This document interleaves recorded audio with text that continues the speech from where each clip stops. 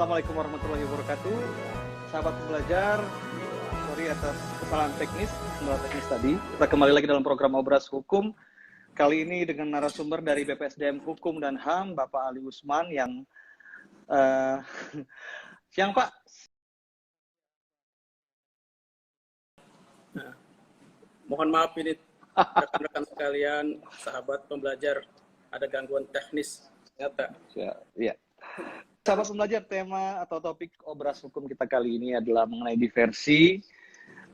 Sebagai pembuka bagi sahabat pembelajar yang mungkin baru kali ini mendengar istilah diversi erat kaitannya dengan anak-anak yang bermasalah dengan hukum. Di mana anak itu batasan dalam undang-undang negara kita maksimal ada 18 tahun. Betul ya Pak Ali ya? Betul. Ya, betul. Nah, sahabat pembelajar, dalam anak yang bermasalah dengan hukum itu tidak selalu menjadi pelaku. Terkadang anak-anak itu menjadi saksi dan menjadi korban. Jadi istilah yang anak-anak bermasalah dengan hukum tidak selalu dia menjadi terdakwa atau tertuduh ya Pak ya? Terdakwa? Tidak. Bukan terdakwa. Iya, betul. Pak Ali, kita sudah berkali-kali mendengar adanya kasus perundungan yang dilakukan oleh sahabat atau anak-anak di sekolah, di mana itu pun sudah terekam video dan menyebar. Kemudian juga ada anak-anak yang menjadi korban pelecehan, ada juga anak-anak yang menjadi saksi terjadinya tindakan pelanggaran hukum, baik yang dilakukan oleh keluarga ataupun oleh orang lain. Jadi anak-anak ini kan beda ya Pak ya, kondisi psikologis dan fisiknya Pak dengan dewasa. Nah, mohon pencerahan nih Pak Ali, bagaimana nih Pak dalam pelaksanaan peradilan bagi anak-anak yang bermasalah dengan hukum ini Pak? Silakan Pak. Iya, jadi gini, ketika anak berhadapan dengan hukum yang dikatakan anak sebagai pelaku tindak pidana, anak sebagai korban, maupun anak sebagai saksi, itu memang proses peradilannya berbeda dengan orang dewasa. Kalau pelaku tindak pidana dilakukan anak seperti yang Pak Soki tadi sampaikan, bahwa ketika anak sebagai pelaku, maka proses peradilannya menggunakan Undang-Undang Nomor 11 Tahun 2012 tentang Sistem Peradilan Pidana Anak. Di mana Undang-Undang Nomor 11 Tahun 2011 Pak ya. Undang-Undang Nomor 11 Tahun 2012 tentang Sistem Peradilan Pidana Anak. Di mana substansi dari undang-undang ini salah satunya ada itu upaya diversi, di mana penyidik, di pihak kejaksaan sampai dengan proses pemeriksaan di pengadilan, di peradilan, itu menggunakan harus atau wajib menggunakan upaya diversi dengan pendekatan keadilan restoratif. Ini jika pelaku tindak pidananya adalah seorang anak. Jadi seperti itu prosesnya. Dalam proses peradilannya Pak, ketika anak itu masih dalam proses pemeriksaan, itu apakah dia ditahan di rumah tahanan seperti biasa atau bagaimana Pak proses peradilannya? Penahanannya, persidangannya?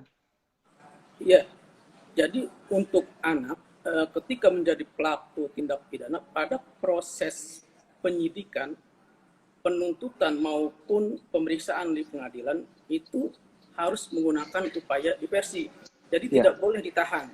Penahanan terhadap anak itu upaya terakhir. Jadi upaya diversi ini justru penyelesaian anak itu di luar pengadilan, di luar proses pengadilan. Berarti dia masih di rumah Pak ya selama proses pengadilan? Iya. Kalau proses diversi dilaksanakan, maka ketika saat proses diversi itu berjalan, anak berada pada orang tuanya, tidak boleh ditahan. Nah, apakah selama proses peradilan itu nanti ada pengawasan secara tiap hari atau pengawasan oleh para petugas dari kejaksaan atau pengadilannya Pak? Atau dibiarkan begitu saja? Oh tidak, jadi ketika misalkan anak sebagai pelaku tindak pidana, kemudian upaya diversi di tingkat penyidikan dilaksanakan, maka nanti pengawasan, pembimbingan itu dilaksanakan oleh petugas atau pembimbing kemasyarakatan. Itu juga sebagai pejabat fungsional penegak hukum, itu namanya pembimbing kemasyarakatan. Yang mempunyai PK ya Pak ya? Iya, itu nanti yang memberikan pengawasan, penelitian kemasyarakatan ketika proses diversi berjalan. Jadi saya ulang Pak, supaya sahabat pembelajarnya ingat bahwa proses diversi ini menghindari penahanan anak. Diusahakan tidak ada penahanan bagi anak yang bermasalah dengan hukum. Begitu Pak ya? Iya, eh, jadi sebetulnya pengertian dari diversi ini kan adalah penyelesaian atau pengalihan penyelesaian perkara pidana anak dari proses peradilan ke proses di luar peradilan. Nah, nanti prosesnya ini yaitu dinamakan musyawarah diversi. Nah, Oke. musyawarah diversi ini nanti penyelesaiannya itu nanti melibatkan pelaku, korban, keluarga pelaku, keluarga korban, dan juga nanti ada pembimbing kemasyarakatan dan tenaga kesejahteraan sosial itu yang nanti dilaksanakan musyawarah diversi, atau juga bisa menghadirkan pihak-pihak tertentu seperti tokoh masyarakat, ketua RT, dan lain-lain. Oke, jadi seperti bisa nggak kalau saya bilang itu sebagai jalur damai, Pak? Iya, memang proses diversi ini upaya untuk mendamaikan pihak korban dengan pihak pelaku. Ini makanya Oke, disebutnya diversi. berarti ini di luar peradilan, Pak ya? Iya, Konteksnya betul. ya. Jadi, Nah, jika iya. nanti izin Pak, jika memang nanti suatu saat pihak yang misalnya anak melakukan tindak pidana, Pak ya, terus dia mencoba melakukan diversi dengan cara agar damai mediasi, ternyata pihak korbannya tidak terima dan tetap mengajukan tuntutan hukum. Ya, seperti saya sampaikan tadi. Jadi begini, ketika syarat diversi terpenuhi, contoh syarat diversi itu ada dua. Pertama, pelaku tindak pidana itu seorang anak. Kedua, tindak pidana yang dilakukan, ancaman pidana atau hukumannya itu di bawah 7 tahun. Kemudian syarat diversi kedua, yaitu ketiga, yaitu bukan merupakan pengulangan tindak pidana.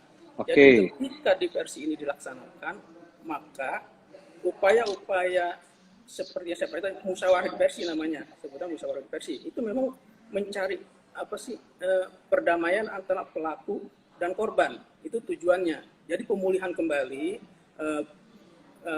tersangka ini, pemulihan kembali, bukan pembalasan. Jadi tujuan diversi itu memang musyawarah untuk mendamaikan antara pihak pelaku dengan korban.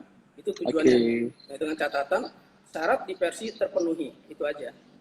Tadi syarat diversi yang pertama tadi yang pertama pelakunya anak. Kemudian kedua di bawah 7 tahun ancamannya ya. Ancaman hukuman pidananya di bawah 7 tahun. Ketika bicara ancaman hukumannya, Pak izin, jika kasus pembunuhan ini ancaman hukumannya berapa tahun, Pak? Kalau pembunuhan, kalau misalkan di KUHP Kiram Hukum Pidana itu dikenakan 338 itu kalau nggak salah mohon maaf itu 15 tahun ancaman pidananya. Maka dari syarat diversi tidak terpenuhi dan tidak bisa dilakukan upaya. Tidak bisa ya Pak ya? Ya karena ancaman pidananya di atas 7 tahun. Berarti anak ini menjalani proses peradilan biasa Pak? Iya, mengalami proses peradilan seperti biasa, akan tapi ada perbedaan tidak seperti misalkan anak ditahan. Nah, pada proses diversi, pada proses ini anak tidak boleh tahan dengan catatan anak boleh ditahan itu ketika anak itu usianya 14 tahun. Itu syarat penahanan anak. Itu ada syarat penahanan anak. Minimal 14 tahun Pak ya? Ya, minimal 14 tahun dia boleh tahan. Tapi di bawah 14 tahun dia harus berada pada orang tuanya atau di lembaga kesejahteraan sosial ketika anak menjalani proses peradilannya. Oke, berarti Pak mohon pencerahan. Berarti kan kita tahu, saya juga pernah melakukan kunjungan ke LP-LP anak. Itu berarti mereka ini yang ditahan di Ruta, di LPKA ini adalah anak-anak yang tidak melalui diversi Pak ya, yang sudah di atas 14 tahun dan mungkin ancaman hukumnya di atas 7 tahun Pak. Iya, betul. Jadi memang ketika anak menjalani proses ketika menjalani pidana ditempatkan di LPK anak. Itu penempatan anak yang menjalani masa pidananya di situ ditempatkannya. Oke ya. Semakin menarik topiknya. Jadi kita sudah tahu bahwa diversi itu adalah secara simpel kata diversi adalah cara untuk mengalihkan atau merubah atau menghindari proses peradilan bagi anak dengan cara mediasi, menghadirkan pelaku, korban, didampingi oleh pembimbing kemasyarakatan. Ya. Jika diversi itu syarat utamanya adalah dilakukan oleh anak, ancaman hukuman yang dilakukan adalah 7 tahun maksimal dan kemudian bukan merupakan tindakan pengulangan. Ya. Jadi jika dia sudah di versi pertama, terus dia tahun depannya dia melakukan hal tersebut kembali, dia sudah tidak masuk, Pak, ya? Ya. Jadi ketika dia melakukan pengulangan tindak pidana, maka dia tidak berhak mendapatkan diversi atau tidak dilakukan upaya diversi karena sudah melakukan pengulangan tindak pidana. Gitu. Oke, cakep, Pak. Dan kemudian, Pak, sudah sejauh mana, Pak, negara Indonesia ini menerapkan diversi bagi anak-anak ini, Pak? Apakah memang benar-benar sudah terlaksana sepenuhnya atau bagaimana menurut Bapak pribadi yang Bapak lihat? Iya, kalau saya lihat memang sudah dilaksanakan seperti contoh anak-anak pelajar yang belum lama ini ikut demo Undang-Undang Cipta Kerja ya. Itu memang diamankan, kemudian dikembalikan kepada orang tua. Ini secara langsung kita bisa lihat bahwa ini pasti ada upaya diversi di situ. Nah, di dalam diversi ini apakah ada pendekatan hukum, Pak? Karena kan pasti pelaksananya pendekatan keadilan restoratif atau pendekatan lain yang mungkin. Iya. Jadi memang diversi ini pelaksanaannya pendekatannya itu menggunakan restoratif justice atau keadilan restoratif. Apa keadilan restoratif itu? Penyelesaian perkara pidana anak dengan melibatkan pelaku, korban, keluarga pelaku, keluarga korban, ini dilibatkan. Juga nanti pada saat musyawarahnya itu melibatkan pembimbing kemasyarakatan, kemudian tenaga kesejahteraan sosial profesional.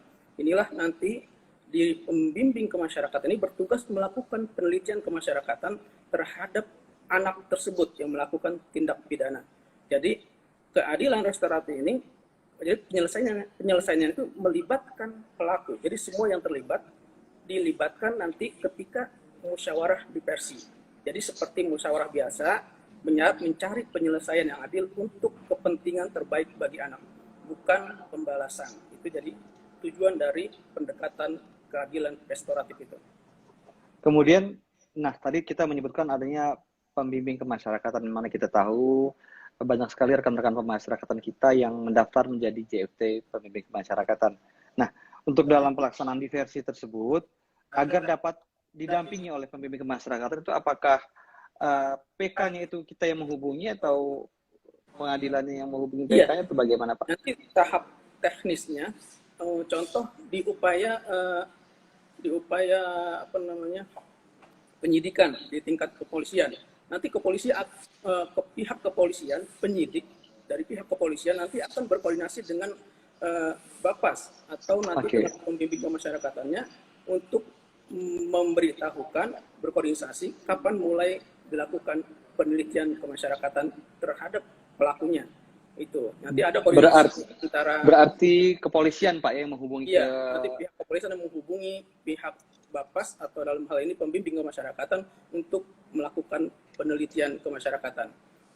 Oke, kita tadi sudah mulai tahu apa diversi, syarat dan ketentuannya dan bagaimana prosesnya. Nah, sekarang misalnya setelah dilaksanakan diversi, Pak, tidak ditemukan kata sepakat. Iya. Damai tidak tercipta. Nah, itu gimana, Pak? Solusi selanjutnya? Iya. Ketika proses diversi di tingkat penyidikan tidak berhasil atau upaya diversi gagal, contohnya pihak korban tidak terima untuk dilakukan diversi, maka nanti pihak penyidik, dari pihak juga pembimbing kemasyarakatan yang terlibat akan menyampaikan atau meneruskan ke pihak ke penuntutan. Tetapi ingat bahwa dari tingkat penyidikan, penuntutan sampai pemeriksaan di pengadilan, upaya diversi wajib dilakukan. Jadi kalau pada tahap tingkat penyidikan upaya diversi gagal atau tidak berhasil, maka nanti di tingkat penuntutan akan diupayakan diversi kembali. Itu harus, karena wajib. Jadi wajib diupayakan diversi kembali. Nanti ditawarkan lagi upaya diversi atau musyawarah diversi antara pihak keluarga korban dengan pelaku, semua yang terlibat, tokoh masyarakat jika diperlukan, itu diupayakan lagi diversi pada tingkat penuntutan. Ketika di tingkat penuntutan juga sama, tetap tidak mau upaya diversi, maka naik lagi ke tingkat penuntutan di pengadilan, pemeriksaan di pengadilan. Sama, di tingkat pengadilan juga wajib diupayakan diversi. Jadi dari tahap penyidikan sampai tahap penuntutan, sampai tahap pemeriksaan di pengadilan wajib diupayakan diversi terlebih dahulu. Itu jadi. Oke. Kenakalan remaja dan jika di awal tadi kita bicara bahwa anak yang bermasalah dengan hukum itu tidak selalu menjadi pelaku. Dia juga bisa menjadi korban dan juga menjadi saksi. Iya. Nah, tadi kita bicara mengenai anak yang menjadi pelaku mungkin Pak ya. Nah, jika anak itu menjadi korban nih Pak. Iya. Apakah ada pendampingan dari psikolog oleh negara atau bagaimana Pak? Korbannya korban apa dulu nih? Korban. Misalnya Pak, korban pelecehan Pak. Iya. Ketika anak. Seperti saya suka dilecehkan. Tapi saya bukan anak-anak masalahnya. Ya. Kalau anak menjadi korban, maka kalau anak yang menjadi korban, maka pelaku, misalkan orang pelakunya nih anak-anak juga atau dewasa nih, jadi harus jelas juga. Pelakunya dewasa. Kalau pelakunya dewasa, maka bukan upaya diversi yang dilakukan, akan tetapi pelakunya akan dikenakan Undang-Undang Nomor 35 Tahun 2014 tentang perubahan atas Undang-Undang Nomor 23 Tahun 2002 tentang perlindungan anak. Jadi misalkan seperti Pak Sohib sampaikan tadi, pelecehan seksual itu nanti untuk pelecehan seksual itu di Undang-Undang Nomor 32 sudah dirubah juga dengan Undang-Undang Nomor 17 Tahun 2016 kalau nggak salah, itu isinya pemberatan hukuman terhadap pelaku kejahatan seksual. Itu untuk pelakunya pelaku dewasa. Akan tetapi korban sendiri nanti juga dilindungi. Misalkan ada dilindungi oleh pada perlindungan terhadap korban atau anak-anak ini, ada perlindungannya juga. Oke Pak. Sebenarnya menarik sekali, tapi dalam hal ini penanganan anak-anak yang bermasalah hukum memang harus ditangani dengan lebih perhatian ya Pak ya, karena kondisi psikologis anak-anak yang rentan. Karena ketika dulu saya memiliki background di rumah tahanan negara Pak. Saat itu mungkin belum ada undang-undang diversi dan lain-lainnya. Terkadang anak-anak yang mungkin masuk itu masih pengetahuannya tentang kriminal A dalam pergaulan, karena bergabung sama orang-orang dewasa itu yang ada dia bukannya makin membaik, yang ada makin pinter, dalam tanda kutip pinter Pak ya. Jadi ya keluar masuk lagi. Itu yang dengan adanya diversi ini mungkin bisa mengurangi hal-hal tersebut ya Pak ya. Iya. Dalam hal ini penyuluh hukum sebagai salah satu unsur pelaksanaan hukum di Indonesia, sejauh mana dapat berperan dalam diversi Pak? Jika PK itu dapat mendampingi, nah penyuluh hukum ini apakah bisa mendampingi juga atau bagaimana? Iya, sebetulnya untuk seorang penyuluh hukum ini juga merupakan tugas yang berat. Kenapa? Karena seorang penyuluh hukum juga selain karena tugas beliau ini kan melakukan pembeluhan hukum tentang peraturan perundang-undangan yang berlaku. Artinya memberikan kesadaran kepada masyarakat tentang hukum, sehingga ketika dia mengetahui aturan hukumnya, paham aturan hukumnya, maka diharapkan dia taat dan patuh terhadap hukum. Ini tujuan daripada penyuluhan hukum yang dilakukan oleh para penyuluh hukum. Intinya memang untuk penyuluh hukum ini juga merupakan tugas yang ya lumayan berat lah, bisa dikatakan seperti itu. Karena bagaimana bisa menyampaikan peraturan-peraturan hukum dengan baik sehingga para atau masyarakat bisa memahami aturan-aturan hukum yang ada dan taat patuh atas peraturan-peraturan yang ada. Sehingga ketika jadi bisa dikatakan sebagai pencegahan awal lah, ketika mereka tahu hukum, tahu peraturan, jadi mereka taat, tidak mau melakukan misalkan kejahatan atau sesuatu yang tidak baik karena sudah tahu aturannya melalui para penyuluh hukum. Oke.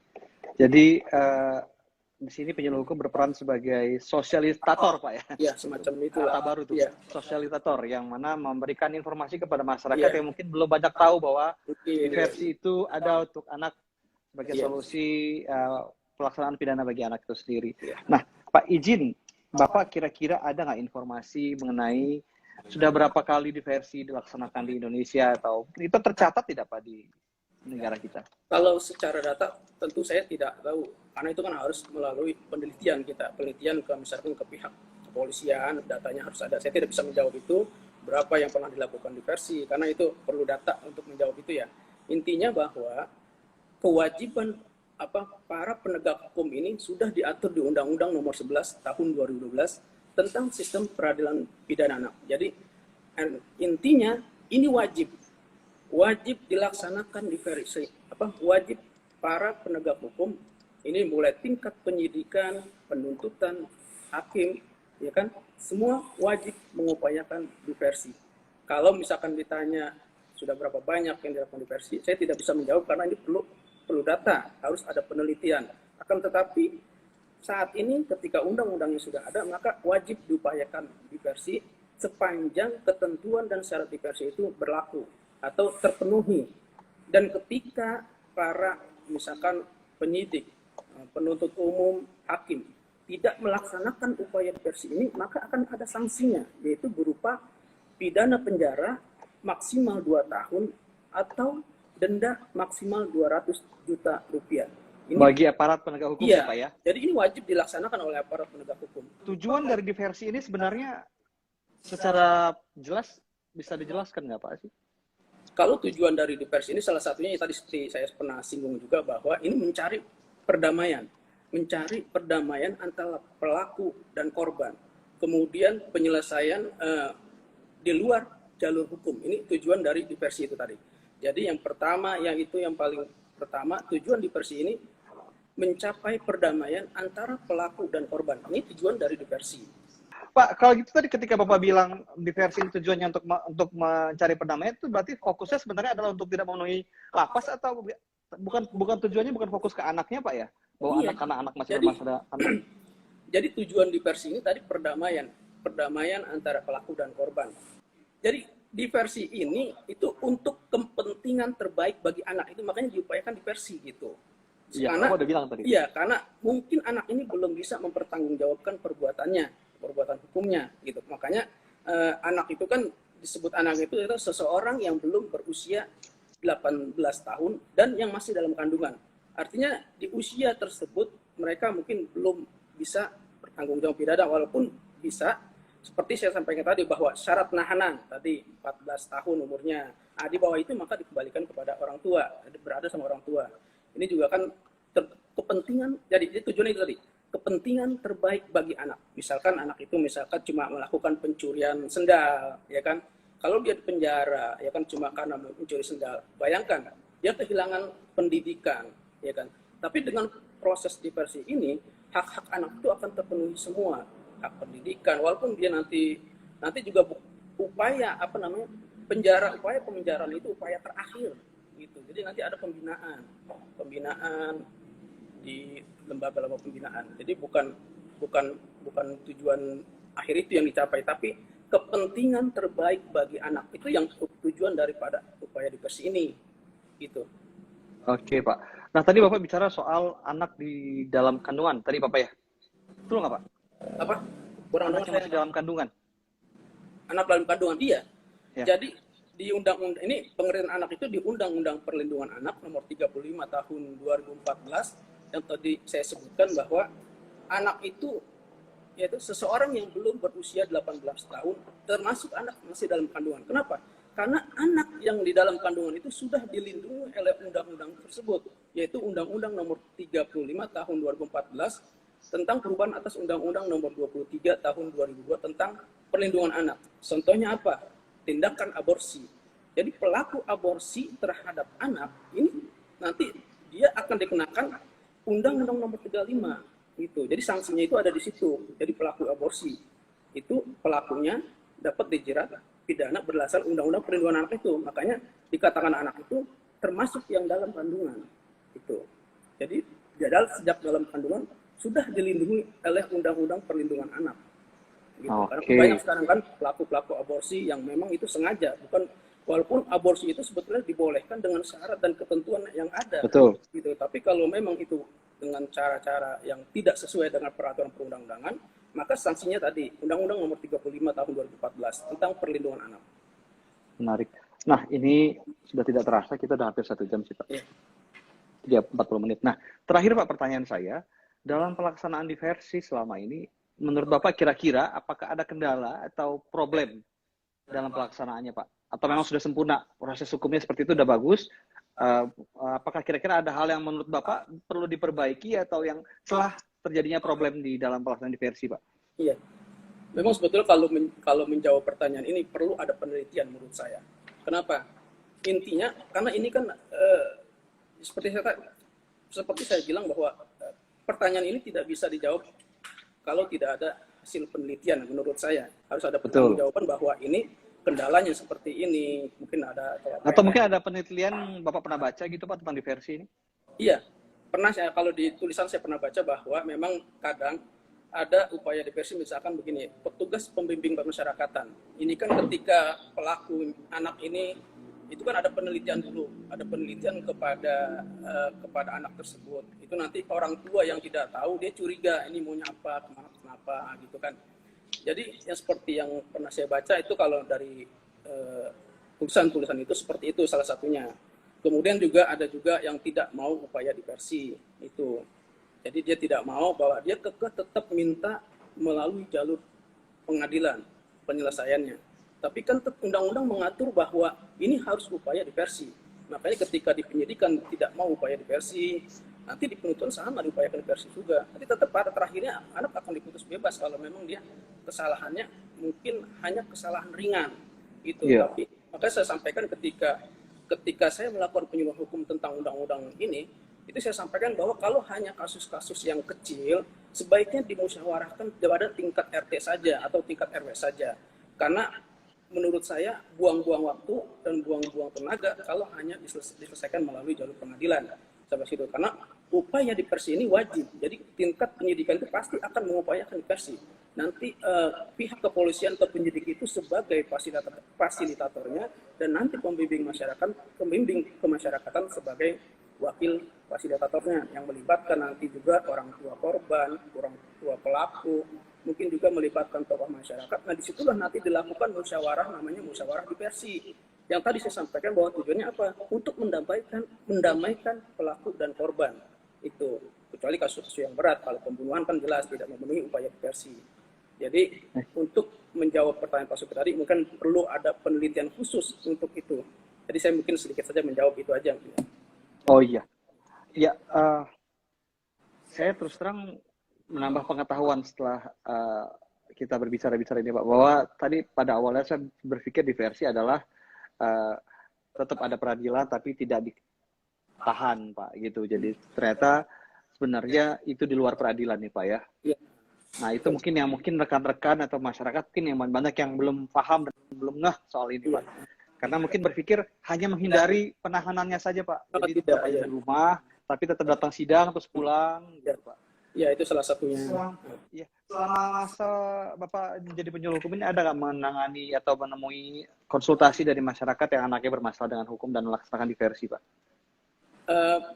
Kalau yang untuk diversi tidak pernah, tapi ada kasus-kasus yang seperti waktu saya melakukan penyuluhan hukum itu tentang sistem peradilan pidana anak, itu undang-undang nomor 11 ini, itu ada salah satu orang tua minta pendapatnya tentang karena anaknya ini kan pemakai narkoba. Saya juga lucu, sebetulnya ketawa juga dalam hati, kenapa? Karena orang tuanya pemakai juga. Berikan masukan bahwa apapun kesalahan anak, apapun yang dilakukan anak, bahwa jangan lakukan dengan tindak kekerasan. Kemudian saya bilang supaya minta rehabilitasi sebelum terlanjur pengobatan ya, rehabilitasi pengobatan itu medis. Saya upayakan seperti itu. Gitu. Memang kalau kita penyuluhan hukum di masyarakat itu, kita di samping menambah silaturahim dengan para warga, juga ada macam-macam kasusnya. Apalagi kalau KDRT tuh, lucu juga tuh, banyak. Gak usah jelasin di sini, udah enak ntar. Pak Ali, ada pesan atau salam untuk sahabat pembelajar mengenai diversi ini, Pak? Iya, jadi untuk mungkin salam pembelajar ya. Jadi intinya dari yang apa yang sampaikan ini, intinya bisa bermanfaat untuk mungkin teman-teman atau orang-orang yang memang belum tahu tentang apa sih itu diversi. Itu sehingga nanti ketika ada kasus anaknya atau anak ponakannya yang mengalami kasus seperti sebagai pelaku tindak pidana, paling tidak tahu apa sih yang harus dilakukan. Itu jangan sampai nanti ada oknum-oknum tertentu yang memanfaatkan kejadian misalkan gini, sebetulnya di upaya diversi ini anak itu tidak ditahan, ya kan, kembali kepada orang tua, tapi mungkin pada saat proses itu dimanfaatkan oleh orang-orang tertentu. Udahlah, biar anak lo nggak ditahan, sini urusan gua, kasarnya begini ya, urusan gua, keluarin uang sekian biar anaknya nggak ditahan, padahal upaya diversi tidak boleh ditahan. Itu nanti takut seperti itu dimanfaatkan oleh orang-orang yang tidak tahu, nanti dihubungi, udah biar nggak ditahan, sini keluarin uang sekian. Nah, ini takutnya ada oknum yang seperti itu. Tapi ketika paham, oh diversi seperti ini, oh dia nggak akan kena dibohongin gitu lah kasarnya. Oke, sahabat pembelajar, nggak kerasa sudah hampir 1 jam, kita pamit. Pak Ali, terima kasih. Sama-sama. Dan jangan lupa sahabat pembelajar untuk mampir ke YouTube Pak Ali yang sudah mencapai ribuan subscriber ini. Ya, terima kasih yang sudah subscribe. Pak Ali, makasih Pak Ali ya. Sama-sama. Ya. Assalamualaikum warahmatullahi wabarakatuh. Salam pembelajar. Salam pembelajar.